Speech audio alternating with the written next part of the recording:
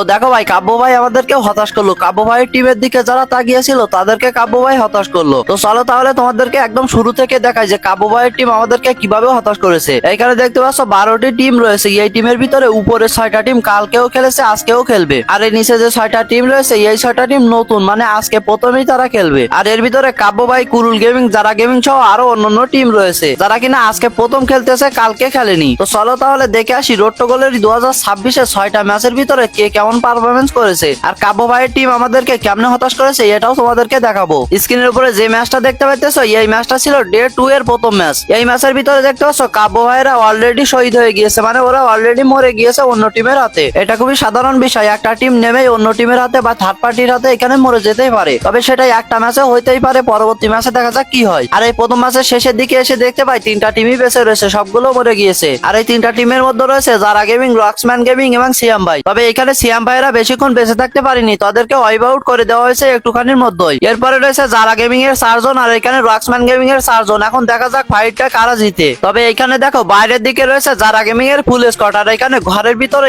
M60 বা machine gun দিয়ে গোলাল ফাটাইতেছে দেখো রক্সম্যান গেমিং এর স্কোয়াডে। আর এদিকে জোনের দিকে খেয়াল করলে দেখতে পারবা রক্সম্যান গেমিং এর দিকে জোনটা দিয়েছে, মানে যারা গেমিং এর স্কোয়াডকে জোনের দিকে আসতে হবে, আর আসতে গেলে তো অবশ্যই মারা খাওয়া লাগবে। কেন না রক্সম্যান গেমিং এর ফুল স্কোয়াড এখানে ঘরের ভিতরে হোল্ড করতেছে, তাদেরকে আসতে দিতেছে না। আর এর ভিতরে দেখতে পাচ্ছ 2টা টিমের ভিতরে ফাইট লেগে গেছে। চলো এখন দেখে আসি তাদের মধ্যে কে বুয়াটা নিয়েছে। নেজাত already super 10 double digit complete করেছে রক্সম্যান গেমিং কে নিয়ে। যাই বলবো তাই যেন কম হয়ে যায়। শুরুতেই বলেছিলাম গ্র্যান্ড ফাইনালের স্বপ্ন দেখা যায় রক্সম্যানদেরকে নিয়ে। নকআউট পর্ব তো তাদের জন্য অনেক ইজি। এবার তাওহিদ ক্লোজ এন্টার করেছেন, তাওহিদ নক নিয়েছেন, কাউন্টার দিয়েছেন যারা নক করবেন, যারা চেস করবেন, বাট শেষ ফলটা, শেষ হাসিটা রক্সম্যানরাই হাসবেন। আজকের দ্বিতীয় দিনের শুভ সূচনা করলেন এক বুইয়ার মতো থেকে টিম রক্সম্যান গেমিং। ডে 1 এর 6টা ম্যাচের মধ্যে 3টা ম্যাচই বুয়া করেছে রক্সম্যান গেমিং এর টিমেরা। আর এদিকে ডে 2 তে এসে প্রথম ম্যাচে তারা বুয়া নিয়ে বসে আছে। আর এখানে লিডার বোর্ড চলে এসেছে, এখানে দেখতে পাচ্ছ বুয়া নিয়ে তারা পয়েন্ট পেয়েছে 34। 2 নম্বরে রয়েছে যারা গেমিং, তারা পয়েন্ট পেয়েছে 23। 3 নম্বরে রয়েছে সিয়াম ভাই, সিয়াম ভাইরা পয়েন্ট পেয়েছে 18। 4 নম্বরে রয়েছে রাত ভাই 80। 5 নম্বরে রয়েছে বানি 444। আর এখানে কাব্য ভাইকে খুঁজতে খুঁজতে আমরা 10 নম্বরে চলে যাই, তাদের পয়েন্ট মাত্র 3। তো এরপরে আসে 2 নম্বর ম্যাচ ফরগেটারিতে। আর এখানে নেমেই দেখতে পাচ্ছ ফাইট শুরু হয়ে গিয়েছে। ফাইট শুরু হওয়ার একটু পরেই দেখতে পাই ইটস কাব্য ভাইয়ের টিম এখানে শেষ হয়ে গিয়েছে। তারা এখানে 12 নাম্বার টিম হিসেবে ওয়াইপ আউট হয়ে গিয়েছে, তারা নেমে এখানে মরে গিয়েছে আরেকটা টিমের হাতে। তো এরপরে ম্যাচের শেষের দিকে চলে আসে। আর এখানে নিচের দিকে দেখতে পাচ্ছ বাংলাদেশ টপানের স্কোয়াড রয়েছে, আর উপরে রয়েছে যারা গেমিং এর ফুল স্কোয়াড। বাংলাদেশ টপানের ফুল স্কোয়াড জোনের বাইরে পেশে আছে, আর এদিকে যারা গেমিং এর ফুল স্কোয়াড উপরে রয়েছে। দেখা যাক বাংলাদেশ টপানের স্কোয়াড জোনের ভিতরে কোনো মতে আসতে পারে নাকি। তো এখানে দেখতে পাচ্ছ মারতে মারতে শুধুমাত্র শুভ 69 বেঁচে রয়েছে। এদিকে দুরান্ত অফিসিয়ালের ফুল স্কোয়াড এখানে ওয়াইপ আউট হয়ে গিয়েছে। আর এখানে জোনের বাইরে শুভ 69 আর বেশিক্ষণ ওয়েট করতে পারেনি, এখানে দেখতে পাচ্ছ তাদেরও ফুল স্কোয়াড এখানে মরে গিয়েছে। আর এরপরে ছিল 3টা টিম, একটা ছিল বানি 344, যারা গেমিং, আর এখানে দিবস গেমিং এর টিমটা বেঁচে ছিল। যারা গেমিং আর দিবস গেমিং এর 4 জন 8 জনই বেঁচে ছিল, তবে এখানে বানি 344 এর একজনই মাত্র বেঁচে ছিল। আপসেট করেছে তাদের ফ্যান বেস থেকে। ফারুক হবে ডাউন, যারা হবে ডাউন, এবং এই মুহূর্তে লাস্ট ওয়ান অ্যাথলেট দিবস গেমিং ওয়ান বিফোর ব্যাটল রাফিম সামনে রয়েছে। এন্ড ওয়ান বিফোর এই ব্যাটল একটু আলট্রা ব্রেক করলেই রাফিমকে দেখে ফেলবেন। Good bye রাফিম। Last one athlete, তাকে বিদায় দিয়ে আজকের দিনের সেকেন্ড ম্যাচে প্রথম বুয়া কনফার্ম করলেন দিবস গেমিং।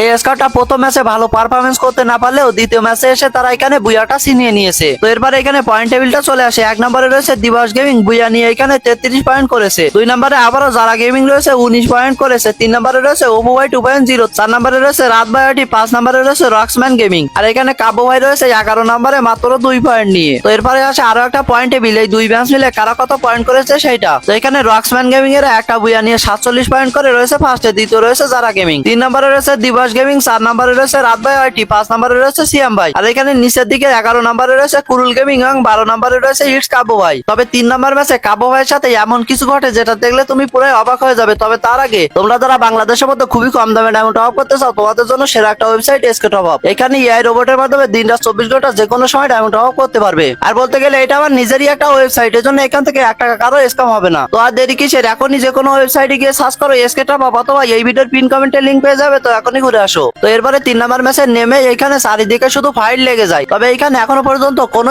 স্কট ওয়াইপ আউট হয়নি। তো এখানে দেখতে পাচ্ছ বানি ত্রিপলপুরের সাথে যারা গেমিং এর স্কটের একটা ফাইট লেগে যায়, তবে এই ফাইটে এই দুই স্কটের কোনো স্কট ওয়াইপ আউট না হলেও এখানে উপরে দেখতে পাচ্ছ ইটস কাবু ভাইয়ের ফুল স্কট এখানে ওয়াইপ আউট হয়ে গিয়েছে আবারও 12 নম্বরে। আর এখানে আরো একটা স্কট ওয়াইপ আউট হয়ে যায়, বেশিক্ষণ অপেক্ষা করা লাগেনি। উপরে দেখতে পাচ্ছ বাংলাদেশ টপানাররা এখানে ওয়াইপ আউট হয়ে গিয়েছে 11 নম্বরে। তো এরপরে একটু সামনে যেতে না যেতে এখানে দেখতে পাই সিয়াম ভাইয়ের ফুল স্কটও ওয়াইপ আউট হয়ে গিয়েছে। ভালো ভালো স্কট এবার ওয়াইপ আউট হয়ে গিয়েছে বারমুন্ডা ম্যাপে। তাহলে চলো শেষের দিকে দেখা যাক যে এই ম্যাচে বুয়াটা কারা নিতে পেরেছে। আর এই ম্যাচের শেষের দিকে দেখতে পাই 3টা স্কট বেঁচে রয়েছে, তার ভিতরে একটা হলো কুরুল গেমিং এর। তবে এইখানে বেশিক্ষণ ওয়েট করা লাগেনি, কুরুল গেমিং এর স্কটকে এখানে ওয়াইপ আউট করে দিয়েছে। তবে এখানে এখনো পর্যন্ত 2টা টিম রয়েছে, একটা হলো দিবস গেমিং এর টিম আর একটা হলো ওপো ওয়াই 2.0 টিম। তবে এখানে 2 স্কটের ফুল স্কটই বেঁচে রয়েছে। আর একটা মজার বিষয় হলো এই যে সিমেন্টের ঘরটা দেখতে পাচ্ছ, উপরে রয়েছে 1 স্কট, নিচে রয়েছে 1 স্কট। দেখা যাক এই 2টা টিমের ভিতরে কোন টিমটা বুয়া ছিনিয়ে নিয়ে আসতে পারে এই বারমুন্ডা ম্যাপ থেকে। দুরন্ত অফিসিয়াল আপার গ্রাউন্ডে রয়েছেন এবং নিচে গেমিং উইথ ওবি একটা প্লেয়ার 4v4 ফাইটের জন্য আমরা রেডি। এবং এই মুহূর্তে বেনিয়ান ড্যাশ ইউজ করতে দেখা গিয়েছেন, এই মুহূর্তে অনেকটা লো, চিহানও কিন্তু লো হয়েছেন। দুরন্ত চেষ্টা করছেন চিহানকে টার্গেট করার, এই জায়গাটাতে ফ্ল্যাম মিরর ব্যবহার করা হবে, নিজের নক হবে। নকু ভাই এই জায়গাতে ক্রুশাল একটা নক নিয়েছেন। সাদিয়া চেষ্টা করছেন পুরো জায়গাটা কন্ট্রোল করার, বেশ ভালো ড্যামেজ, অনেকগুলো প্লেয়ারকে ডাউন করছেন। সাদিয়া জোনের মধ্যে চলে গিয়েছেন এবং একই সাথে চার্জ। আর দুরন্ত অফিসিয়াল তাদের ট্যাকটিক্যাল গেম প্লে স্ট্র্যাটেজিক একটা মুভ তাদেরকে কিন্তু সব থেকে ভালো একটা বুইয়া সিকিউর করতে সাহায্য করেছে। তো এখানে দুরন্ত অফিসিয়ালরা বারমুন্ডা ম্যাপ থেকে বুয়াটা ছিনিয়ে নিয়ে এসেছে। তো চলো এখন পয়েন্ট টেবিলটা দেখা যাক। তো এখানে দেখতে পাচ্ছ পয়েন্ট টেবিলটা আমাদের সামনে চলে এসেছে। আর এখানে পয়েন্ট টেবিলে 1 নম্বরে দেখতে পাই বুইয়া নিয়ে দুরন্ত অফিসিয়ালরা এখানে 27 পয়েন্ট করে রয়েছে 1 নম্বরে। 2 নম্বরে রয়েছে বানি ত্রিপলপুর। আর এখানে 3 নম্বরে দেখতে পাচ্ছ কুরুল গেমিং এরা চলে এসেছে। তবে এখানে 4 নম্বরে রয়েছে রক্সম্যান গেমিং। আর এখানে নিচের দিকে খেয়াল করলে দেখতে পারবা 10 নম্বরে রয়েছে সিয়াম ভাই, 11 নম্বরে রয়েছে ইটস কাবু, আর এখানে 12 নম্বরে রয়েছে রাত ভাই ওয়াইটি। আর এখানে এই 3টা ম্যাচ মিলে এখন পয়েন্ট টেবিলটা চলে এসেছে। আর এই পয়েন্ট টেবিলের প্রথমে দেখতে পাই 64 পয়েন্ট নিয়ে রক্সম্যান গেমিং এরা 1 নম্বরে রয়েছে। 2 নম্বরে রয়েছে যারা গেমিং, 3 নম্বরে বানি ত্রিপলপুর। এখানে 7 নম্বরে বাংলাদেশ টপার, 8 নম্বরে সিয়াম ভাই, 9 নম্বরে কুরুল গেমিং এবং ইটস কাবু ভাইরা দেখতে পাচ্ছ এখানে একদম লাস্টে রয়েছে মাত্র 8 পয়েন্ট নিয়ে। তো এরপরে 4 নম্বর ম্যাচ শুরু হয়ে যায়। আর এখানে ম্যাচে এসে আমরা কাবু ভাইয়ের ফাইট দেখতে পাই। এখানে এখনো পর্যন্ত 7 স্কট বেঁচে রয়েছে। আর এখানে কাবু ভাইয়ের সাথে একটা স্কটের ফাইট লেগে যায়, একটা স্কট কি রক্সম্যান গেমিং এর সাথে ফাইট লেগে যায়। তবে এখানে বেশিক্ষণ ইটস কাবু ভাইয়েরা এখানে বেঁচে থাকতে পারেনি, তারা এখানে ওয়াইপ আউট হয়ে গিয়েছে 7 নম্বর স্কট হিসেবে। তো এরপরে এই 4 নম্বর ম্যাচের শেষের দিকে 4 জন স্কট বেঁচে ছিল। এর ভিতরে ডন ভাইয়ের স্কটে 1 জন ছিল, যারা গেমিং এর স্কটে 1 জন ছিল। তো এখানে দেখতে পাই একেএম মিরাজ গেমিং এর একটা প্লেয়ার এসে এখানে ডন ভাইয়ের স্কটের একটা প্লেয়ারকে মেরে তাদের স্কটটা ওয়াইপ আউট করে দিয়েছে। আর এখানে যারা গেমিং এর স্কটে 1 জন রয়েছে, রাত ভাই ওয়াইটির স্কটে রয়েছে 2 জন। আর এখানে একেএম মিরাজ গেমিং এর স্কটে রয়েছে 4 জনই বেঁচে। দেখা যাক এই ম্যাচটা বুয়া কারা করতে পারে। এর জায়গাটা চুপচাপ ধরে বসে রয়েছেন। ফ্লিকার প্রথম শট কানেক্ট করেছেন, আরো একটা শট যাবে ফ্লিকারের তরফ থেকে, এন্ড সেইখানে ফ্লিকার সামনে থাকা ফাহিমকেও ফিনিশ করলেন। এইবার দুটো টিমের fight, 1v2 scenario. Roman close রেঞ্জে পৌঁছে গিয়েছেন, রোমানের প্রথম শট কানেক্ট হয়েছে, আর মাত্র একটি শট যদি সেখানে কানেক্ট হয়, ফ্ল্যাশ ফ্রিজারের মাধ্যমে তাহমিদ উনি শেষ কিলটা কনফার্ম করেছেন। এন্ড বুয়া বুয়া বুয়া from the side of AKM Miraj gaming. খুবই দুর্দান্ত এবং আউটস্ট্যান্ডিং একটি বুয়া। আজকের ম্যাচগুলো কিন্তু অনেক বেশি সুন্দর হইতেছে। এক স্কট এসে এক স্কট এখান থেকে বুয়া ছিনিয়ে নিয়ে চলে আসতেছে। এখানে একেএম মিরাজ গেমিংরা 4 নাম্বার ম্যাচের বুয়াটা ছিনিয়ে নিয়েছে। তো এরপরে এখানে দেখতে পাচ্ছ পয়েন্ট টেবিলটা চলে এসেছে। এখানে দেখতে পাচ্ছ বুয়া নিয়েও একেএম মিরাজ গেমিংরা এখানে 2 নম্বরে রয়েছে। 1 নম্বরে রয়েছে ডন ভাইয়ের স্কট, এখানে 24 পয়েন্ট করেছে, একেএম মিরাজ গেমিংরা করেছে 22 পয়েন্ট। যাই হোক এখানে দেখতে পাচ্ছ কাব্য ভাইয়েরা রয়েছে 9 নম্বরে, এখানে তারা পয়েন্ট করেছে 6। তো এরপরে এখানে 4টা ম্যাচ জুড়ে কারা কত পয়েন্ট করেছে সেই পয়েন্ট টেবিলটা চলে এসেছে। 1 নম্বরে দেখতে পাচ্ছ রক্সম্যান গেমিং এরা রয়েছেই। রক্সম্যান গেমিং কে কেউ যেন এখান থেকে সরাতেই পারতেছে না। 2 নম্বরে রয়েছে যারা গেমিং, 3 নম্বরে বানি ত্রিপলপুর, 4 নম্বরে রাত ভাই ওয়াইটি, লাস্টের দিকে 10 নম্বরে সিয়াম ভাই, 11 নম্বরে কুরুল গেমিং এবং 12 নম্বরে রয়েছে কাব্য ভাই। 12 নম্বর থেকে যেন কাব্য ভাইরা উঠতেই পারতেছে না। তবে দেখা যাক লাস্টের দিকে তারা কামব্যাক দেয় নাকি। এটা হলো 5 নম্বর ম্যাচ। আর এখানে বাংলাদেশ টপারের 3টা টিমমেটই মরে গিয়েছে। এখানে আরএসকে ফ্রিগারই বেঁচে রয়েছে। এখানে ফ্রিগারের পিছনে 3টা প্লেয়ার ধাওয়া করতেছিল, তো সে এখান থেকে পলাইতেছিল। তবে সামনে গাড়ি নিয়ে আরো এক স্কোয়াড চলে আসে এবং তার উপরে রাশ করে। আর এখানে বাংলাদেশ টপানের স্কোয়াডটা ওয়াইপ আউট করে দিয়েছে ম্যাচ শুরু হতে না হতেই। তবে এই ম্যাচে এখনো পর্যন্ত কাবো ভাইয়েরা টিকে আছে, এখনো পর্যন্ত তারা মরেনি। আর এখানে দেখতে পাচ্ছ কুরুল গেমিং এর সাথে একটা ফাইট বেঁধে যায়। দিবস গেমিং এর ফুল স্কোয়াড এখানে কুরুল গেমিং এর ফুল স্কোয়াডকে মেরে দিয়ে তাদেরকে ওয়াইপ আউট করে দিয়েছে।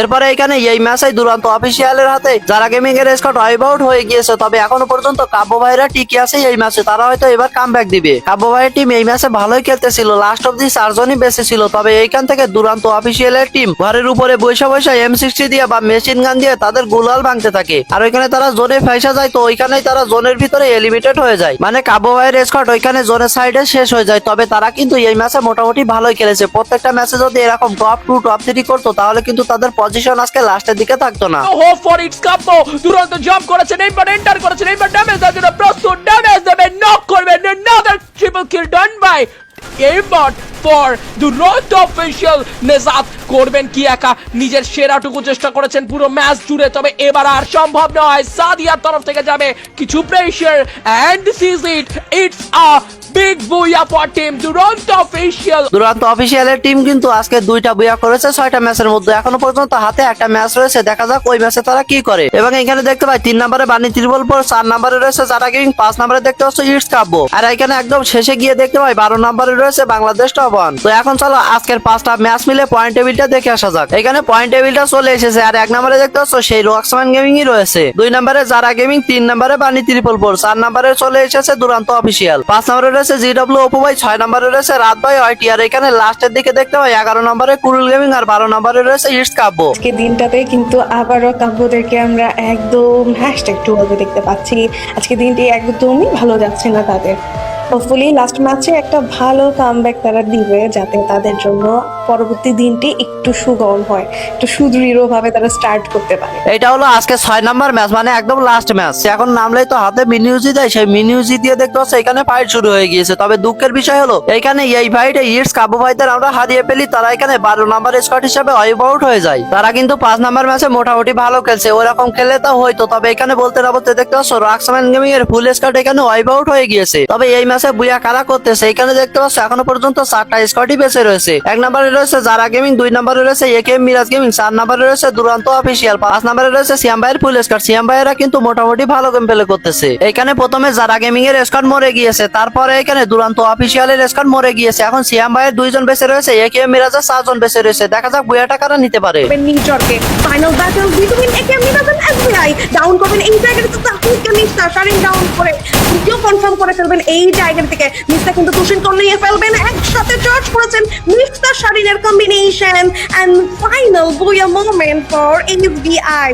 Finally after 12 match, final last ম্যাচে সিয়াম ভাইরা ক্লেম করলেন তাদের বুয়া। মানে ভাই বুঝতেছো এখানে 2 জনে 4 জনকে মেরে দিয়ে বুয়াটা সিনে নিয়ে এসেছে সিয়াম ভাইয়েরা। তো এখন চলো দেখা যাক এই ম্যাচে পারফরমেন্স কার কেমন ছিল। এখানে সিয়াম ভাইয়েরা বুয়া নিয়ে 1 নম্বরে রয়েছে 26 পয়েন্ট, 2 নম্বরে যারা গেমিং রয়েছে 18 কিল করে এখানে 25 পয়েন্ট করেছে। এখানে বাংলাদেশ টপাররা 7 পয়েন্ট নিয়ে 9 নম্বরে রয়েছে। আর ইটস কাব্য ভাইয়ের কথা আর বললামই না, এখানে 0 পয়েন্ট নিয়ে দেখতে পাচ্ছ একদম লাস্টে রয়েছে। দুঃখজনক বিষয়, তারা যে একদম খারাপ প্লেয়ার এরকমটা না। যদি খারাপ প্লেয়ার হয়তো তাহলে 2025 সালে রোড টু গ্লোরিতে তারা 2 নম্বর হইতে পারতো না। তবে 2026 এসে রোড টু গ্লোরিতে তারা এমন করতেছে কেন, তারাই একমাত্র জানে। তারা শুধু যাইতেছে আর মরতেছে, যাইতেছে নামতেছে আর মরতেছে। তো যাই হোক, আজকে দেখতে পাচ্ছ 6টা ম্যাচ শেষ হয়েছে। আর এখানে পয়েন্ট টেবিলটা চলে এসেছে 6টা ম্যাচে। দেখা যাক কার কত পয়েন্ট হয়েছে মোট। এখানে দেখতে পাচ্ছ ডে 2 তে আজকে 6টা ম্যাচ শেষ করার পরে রক্সম্যান গেমিং এর এখানে 123 পয়েন্ট নিয়ে রয়েছে 1 নম্বরে, যারা গেমিং রয়েছে 2 নম্বরে 112 পয়েন্ট নিয়ে, 3 নম্বরে রয়েছে দুরান্ত অফিসিয়াল 94 পয়েন্ট নিয়ে। আর এখানে বাংলাদেশ টপাররা 62 পয়েন্ট নিয়ে রয়েছে 8 নম্বরে। আর এখানে সবশেষে 25 পয়েন্ট নিয়ে ইটস কাব্যরা রয়েছে 12 নম্বরে একদম লাস্টে। তবে তাদের আজকেও ম্যাচ রয়েছে, দেখা যাক তারা আজকেও কামব্যাক দিতে পারে নাকি। এখন চলে এসেছে ডে